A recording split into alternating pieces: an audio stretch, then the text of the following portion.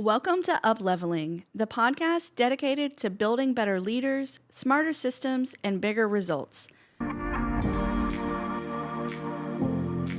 All right, we've made it to part 3 of our People Framework series. We're talking about training employees for success. So in the first 2 parts, we talked about how we are going to attract the right people and then how we're going to hire the right people. Now we're moving into the third piece, training. This is where most companies either set their people up for success or they guarantee their failure. And I want you to think about all of the hard work you just put into finding the right person, the time and the energy. So you don't want to let that person slip away. We want to make sure we're onboarding and training them so they can be successful in their role. Because here's the truth, it's our job as leaders to train our employees to win. If our team isn't performing, the first question we have to ask is, did we give them the tools, the systems, and the clarity to succeed? Or did we just throw them into the fire and hope they figured it out? And I know you are a busy business owner and you are probably pulled into 5 different directions. But if you don't train your people right, you have now wasted so much time, energy, and money. So let's get it right from the beginning. So training begins on day 1. The onboarding experience is going to set the tone of how an employee feels about your company, how quickly they're going to be able to ramp up, and ultimately whether they're going to stick around. I always recommend giving every new hire a 30, 60, 90-day plan, and we're going to do that on paper. We're not keeping all of these ideas and thoughts or goals in our head. We're going to put it on paper and then we're going to review it consistently because great employees want 2 things. They want to know the expectations and they want to know the path to growth. The 30, 60, 90 day is going to give them clarity on both of those things. It's going to remove all of the guesswork. They know exactly what success looks like at each stage. And as a leader, you know whether they are on track or not. That way, if you ever have to let someone go, there's no surprises. Nobody should be blindsided. And if you've ever caught yourself in that position to where you've had to fire someone and they had no idea it was coming, that actually falls on you as the leader, not on the employee. They should always know where they stand with you, especially in the beginning. So once we get them onboarded and we've got those clear expectations on paper, let's teach them about our culture and values. So training isn't just about our technical skills. It's about teaching people the mission, the vision, and the values of the company. We talked about values in the beginning, and I said, I know you probably think some of this is all fluff, but core values is exactly how we create culture. And remember, we did that when we were attracting employees, and we did that throughout our hiring. We want to continue that during our training. The reason is we want everyone rowing in the same direction.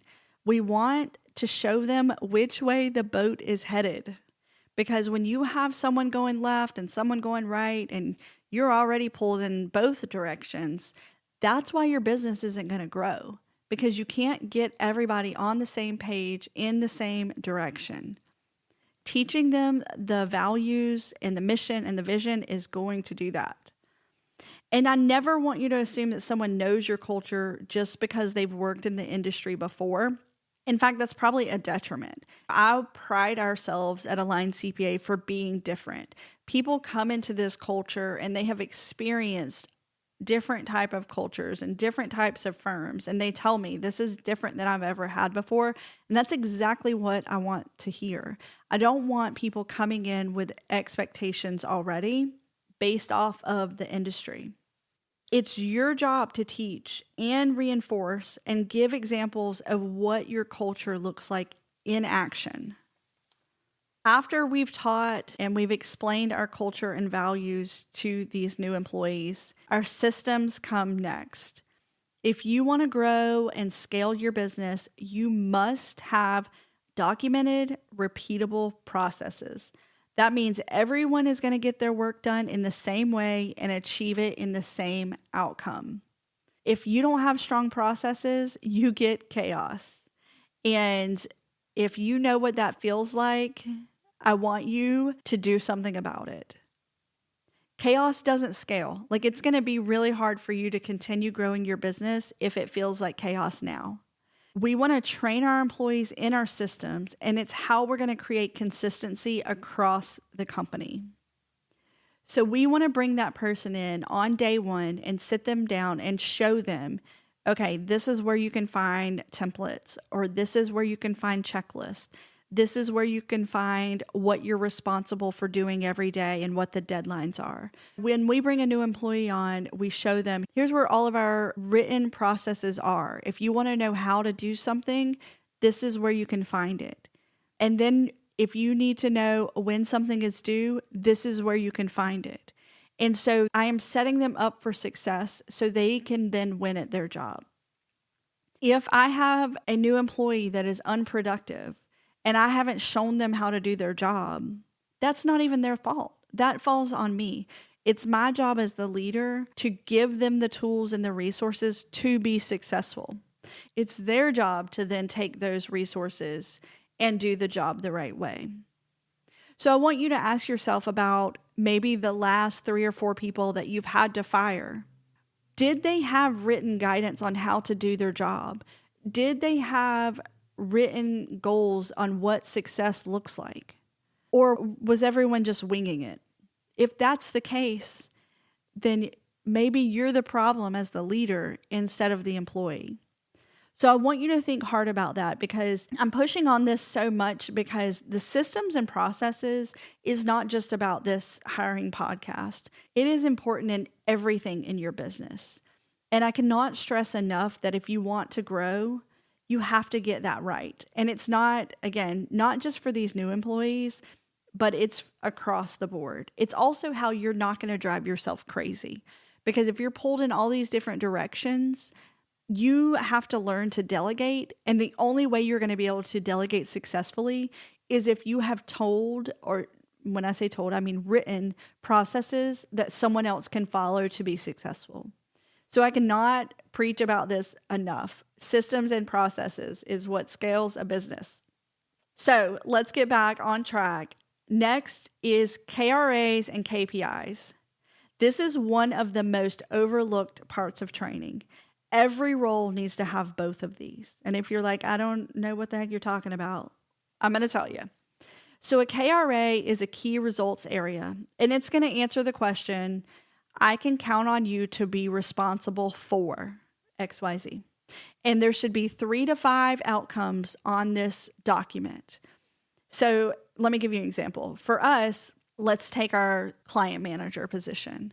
So that KRA is going to say, I can count on you to be responsible for a section of clients that you are reviewing financials and getting them out timely. I can count on you to produce accurate tax returns. I can count on you to communicate with your clients on a timely and effective manner.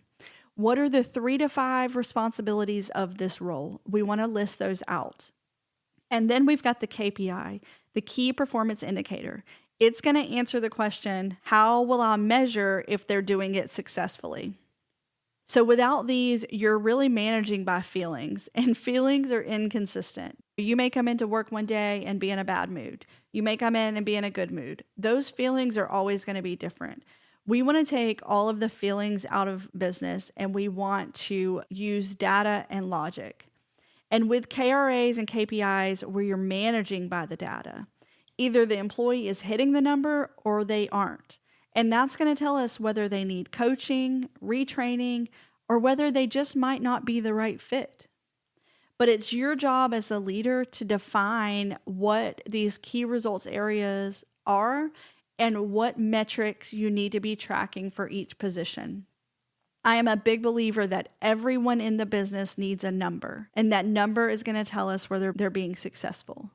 Just think about, your marketing team. They're going to have a number to say number of leads that contacted the business. Maybe your salesperson is going to have number of closed deals or amount of revenue generated. My bookkeeper, they're going to have percentage completion by X date. Like they're going to all have a number so that we know that they're getting their job done successfully. And so we get all of this into place, but you know where most companies go wrong? And that is they stop training after onboarding. It's really a mistake. Business evolves so quickly today that industries change, technology shifts, and if your people are staying stagnant, your business is going to too. Think about AI and how far it's come in the last 6 months, the last year. If you're not training your staff on how to use AI to be more productive, your business is becoming stagnant. So it's your job as the leader to give them training and to give them resources, because your ongoing training should really go beyond just improving technical skills. You want to teach them to think better, teach them to manage their time better, teach them to be more productive humans. Because when you up-level your people, you're going to up-level your business. And if you ever feel like you've plateaued as a company, it's probably because your employees have plateaued. And if your people aren't growing, your business will not either. So let's just recap that our training is going to come down to equipping our people with clear onboarding, with a 30, 60-day roadmap and what success looks like, the culture, the mission, and the vision of the business, with strong systems and processes, and with clear KRAs and KPIs. If you invest in your people this way, they will make your business more successful. And if you don't, you'll always feel like you're pushing them uphill. Because here's the bottom line. People don't fail. Leaders fail to train them. Thanks for joining me for part 3 of the People Framework. Next time, we're going to talk about retaining our employees. And until then, remember, every outcome in your business is a reflection of the investment you make in your people. Make it count.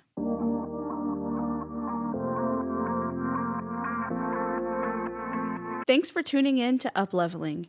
If you found value in today's episode, be sure to subscribe and leave a review. It helps more entrepreneurs like you discover the show. Let's keep the conversation going. Connect with us on social media or visit aligncpa.com for resources and updates. Until next time, keep leading, optimizing, and upleveling.